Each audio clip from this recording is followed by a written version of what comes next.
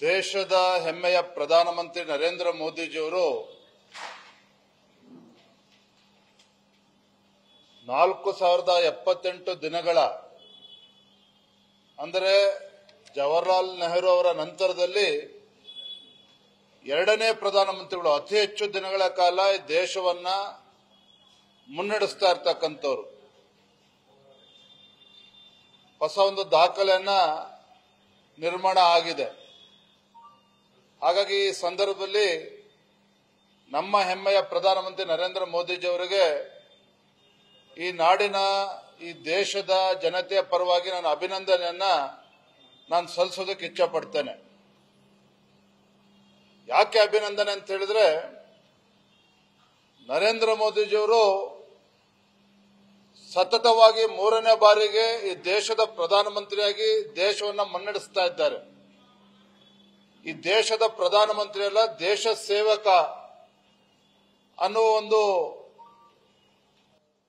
ವಿಚಾರವನ್ನು ಇಟ್ಟುಕೊಂಡು ದೇಶವನ್ನು ಮುನ್ನಡೆಸ್ತಾ ಇದ್ದಾರೆ. ಪ್ರಧಾನಮಂತ್ರಿ ನರೇಂದ್ರ ಮೋದಿಜಿಯವರು ಎಮರ್ಜೆನ್ಸಿಯನ್ನ ಹೇರುವಂತ ಕೆಲಸ ಮಾಡಲಿಲ್ಲ. ಪ್ರಧಾನಮಂತ್ರಿ ನರೇಂದ್ರ ಮೋದಿಜಿಯವರು ಯಾವುದೇ ಒಂದು ಅನುಕಂಪದ ಆಧಾರದ ಮೇಲೆ ಸತತವಾಗಿ ದೇಶದಲ್ಲಿ ಆಡಳಿತ ನಡೆಸ್ತಾ ಇಲ್ಲ. ಅದರ ಬದಲಾಗಿ ಯಾವುದೇ ಒಂದು ಎಮರ್ಜೆನ್ಸಿಯನ್ನ ಹೇರದೇನೆ, ಯಾವುದೇ ಒಂದು ಅನುಕಂಪದ ಆಧಾರ ಇಲ್ಲದೇನೆ ಪ್ರಾಮಾಣಿಕವಾಗಿ ಪರಿಶ್ರಮದಿಂದ ಅಭಿವೃದ್ಧಿಯನ್ನ ಮಾಡೋದ್ರ ಮುಖೇನ ನರೇಂದ್ರ ಮೋದಿಜಿಯವರು 3ನೇ ಬಾರಿಗೆ ಪ್ರಧಾನಮಂತ್ರಿಗಳಾಗಿ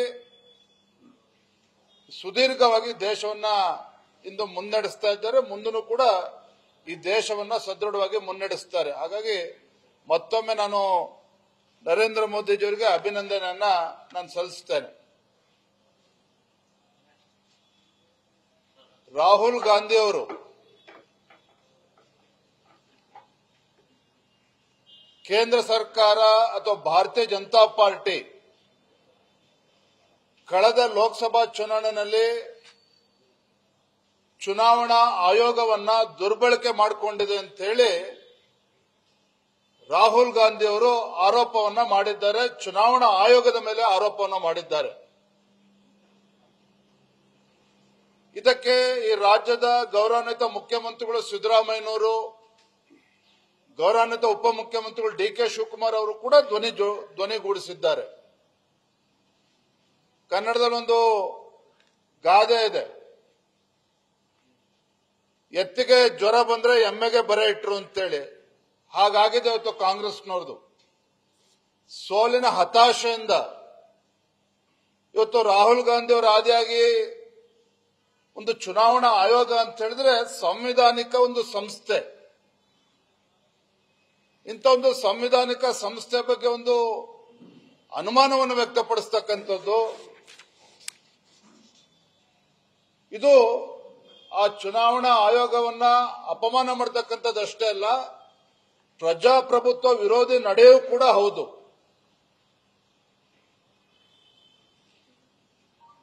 ನಾನಿವತ್ತು ರಾಜ್ಯದ ಮುಖ್ಯಮಂತ್ರಿಗಳು ಕೇಳೋದಕ್ಕೆ ಇಚ್ಛಪಡ್ತೇನೆ.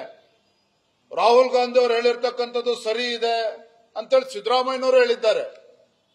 ರಾಹುಲ್ ಗಾಂಧಿ ಅವರು ಹೇಳಿರ್ತಕ್ಕಂಥದ್ದು ಸರಿ ಇದೆ, ಚುನಾವಣಾ ಆಯೋಗ ದುರ್ಬಳಕೆ ಆಗಿದೆ, ಅದಕ್ಕೆ ತನ್ನ ತಮ್ಮ ಡಿ ಕೆ ಸುರೇಶ್ ಅವರು ಕೂಡ ಲೋಕಸಭಾ ಚುನಾವಣೆ ಸೋತಿದ್ದಾರೆ ಅಂತೇಳಿ ಡಿ ಕೆ ಶಿವಕುಮಾರ್ ಅವರು ಕೂಡ ಹೇಳಿದ್ದಾರೆ. ನಾನು ರಾಜ್ಯದ ಮುಖ್ಯಮಂತ್ರಿಗಳಿಗೆ ಡಿ ಕೆ ಶಿವಕುಮಾರ್ ಅವರಿಗೆ ನಾನಿವತ್ತು ಆಗ್ರಹ ಮಾಡ್ತೇನೆ, ರಾಜ್ಯದ ಜನರ ಕ್ಷಮೆನ ಕೇಳಬೇಕು ನೀವು.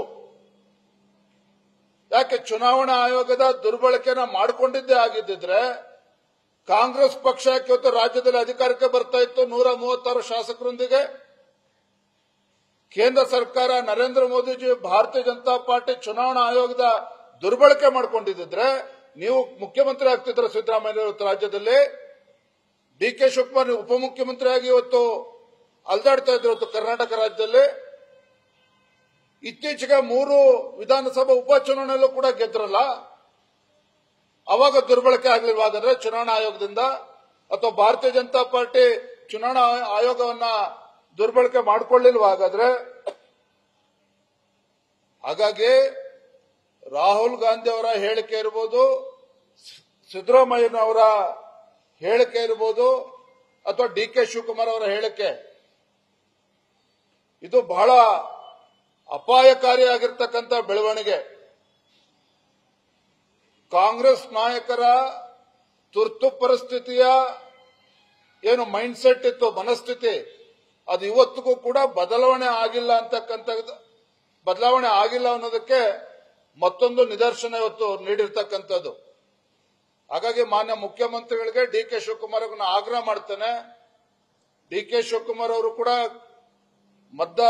ನಾಡಿನ ಜನತೆ ಕ್ಷಮೆಯನ್ನ ಕೇಳಬೇಕು. ಮುಖ್ಯಮಂತ್ರಿಗಳು ಕೂಡ ಈ ರಾಜ್ಯದ ಜನರ ಕ್ಷಮೆಯನ್ನ ಕೇಳಬೇಕು. ಈಗಾಗಲೇ ಬಿಹಾರ್ ಮತದಾರರ ಪಟ್ಟಿಯ ಪರಿಷ್ಕರಣೆ ಬಗ್ಗೆ ಈಗಾಗಲೇ ಸುಪ್ರೀಂ ಕೋರ್ಟ್ ಅಲ್ಲಿ ಚರ್ಚೆ ನಡೀತಾ ಇದೆ. ಆಲ್ಟರ್ನೇಟ್ ಡೇಸ್ ಚರ್ಚೆ ನಡೀತಾ ಇದೆ ಸುಪ್ರೀಂ ಕೋರ್ಟ್ನಲ್ಲಿ. ಇಂಥ ಸಂದರ್ಭದಲ್ಲಿ ಏನಾರ ಹೇಳಿಕೆಗಳನ್ನ ಕೊಡೋದಿದ್ರೆ ಸುಪ್ರೀಂ ಕೋರ್ಟ್ನಲ್ಲಿ ಹೇಳಿಕೆ ಕೊಡಲಿ. ಅದನ್ನ ಬಿಟ್ಬಿಟ್ಟು ಚುನಾವಣಾ ಆಯೋಗವನ್ನ ಪ್ರಶ್ನೆ ಮಾಡತಕ್ಕಂಥದ್ದು, ಅನುಮಾನಾಸ್ಪದವಾಗಿ ನೋಡ್ತಕ್ಕಂಥದ್ದು ಇವ್ರು ಯಾರಿಗೂ ಕೂಡ ಶೋಭೆ ತರುವಂತದ್ದಲ್ಲ. ಅದಕ್ಕೆ ನಾನಾ ಕಾರಣಗಳಿದ್ದಾವೆ. ಎಲ್ಲವೂ ಕೂಡ ಸುಪ್ರೀಂ ಕೋರ್ಟ್ ಅಲ್ಲಿ ಚರ್ಚೆ ನಡೀತಾ ಇದೆ. ಇವತ್ತು ಎದ್ದಿರ್ತಕ್ಕಂಥ ಪ್ರಶ್ನೆ, ರಾಹುಲ್ ಗಾಂಧಿ ಅವರು, ಸಿದ್ದರಾಮಯ್ಯನವರು, ಡಿ ಕೆ ಶಿವಕುಮಾರ್ ಅವರು ಏನಿವತ್ತು ಸಾಂವಿಧಾನಿಕ ಸಂಸ್ಥೆಗಳನ್ನ ಪ್ರಶ್ನೆ ಮಾಡೋದ್ರ ಮುಖೇನ ಒಂದ್ ರೀತಿ ಜನರಿಗೇನು ವಿಶ್ವಾಸ ಇಟ್ಟಿರ್ತಕ್ಕಂಥ ಸಂಸ್ಥೆ ಬಗ್ಗೆನೂ ಕೂಡ ಕೊಡ್ಲಿ ಪೆಟ್ಟನ್ನ ಕೊಡ್ತಕ್ಕಂಥ ಕೆಲಸವರೇನು ಮಾಡ್ತಾ ಇದ್ದಾರೆ. ಇದು ಖಂಡಿತ ಸರಿಯಲ್ಲ. ಹಾಗಾಗಿ ನಾ ಹೇಳಿದ್ದು, ನಿಮ್ಗೆ ಆ ರೀತಿ ದುರ್ಬಳಕೆ ಆಗಿದೆ ಅಂತ ಹೇಳಿ ನೀವು ರಾಜ್ಯದಲ್ಲಿ ಇವತ್ತು ಕಾಂಗ್ರೆಸ್ ಸರ್ಕಾರ ಅಧಿಕಾರಕ್ಕೆ ಬರ್ತಿತ್ತು, ಹಾಗಾದ್ರೆ ಸಿದ್ದರಾಮಯ್ಯವರು ಮುಖ್ಯಮಂತ್ರಿ ಆಗ್ತಿದ್ರ? ಇದಕ್ಕೆ ಪ್ರಶ್ನೆ ಕೊಡ್ಲಿ ಅವರು, ಇದಕ್ಕೆ ಉತ್ತರ ಕೊಡ್ಲಿ ಅವರು. ಎಲೆಕ್ಷನ್ ಕಮಿಷನ್ ಈಗ ನೋಟಿಸ್ ಬಾಕಿ ಇಲ್ಲ ಕಾಮೆಂಟ್ ಮಾಡಿರೋ ರಾಹುಲ್ ಗಾಂಧಿ ಅವರಿಗೆ ಎಲೆಕ್ಷನ್ ಕಮಿಷನ್ ಹೇಳಿರೋದ್ರಿಂದ ಈಗಾಗಲೇ ನಿಮ್ಮ ಪೆಟಿಷನ್ ಬಾಕಿ ಇರೋ ಕಾರಣದಿಂದ ಆನ್ಸರ್ ಬರೋದ್ರಿಂದ ಸುಮ್ಮನಿರಿ, ಅದಕ್ಕೂ ಮೊದಲು ಈ ರೀತಿ ಬೇಸ್ಲೆಸ್ ಅಲಿಗೇಷನ್ ಮಾಡಬೇಡಿ ಅಂತ. ಈಗ ನೀವು ಅಪೋಸಿಷನ್ ಪಾರ್ಟಿಯಾಗಿ ಅವರು ಕ್ವಶನ್ ಮಾಡ್ತಿರೋದನ್ನ ಬಿಜೆಪಿಯಾಗಿ ಡಿಫೆಂಡ್ ಮಾಡ್ತಿದ್ದೀರಾ ಅಥವಾ ಎಲೆಕ್ಷನ್ ಪರವಾಗಿ ಡಿಫೆಂಡ್ ಮಾಡ್ತಿದ್ದೀರಾ? Let me clarify one thing.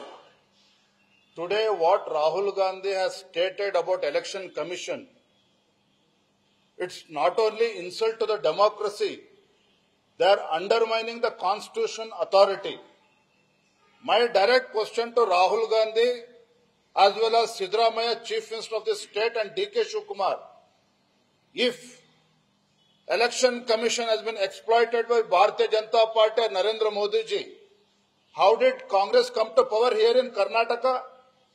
How did they manage to win 136 MLAs?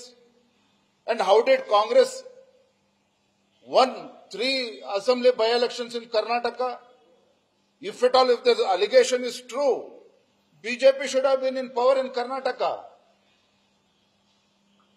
So, I demand Chief Minister Siddaramaiah as well as D.K. Shivakumar, they should seek the apology of Karnataka voters. It's an insult to the people of Karnataka. I demand apology from Chief Minister as well as D.K. Shivakumar. Thank you. Sir, they are questioning the election, and clearly Rahul Gandhi is saying it is the answer which we are expecting from the election commission instead of BJP or the government of India.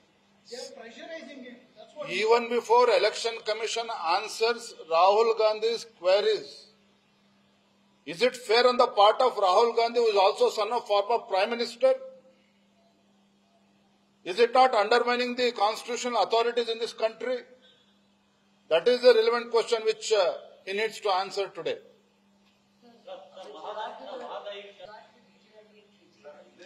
Thank you.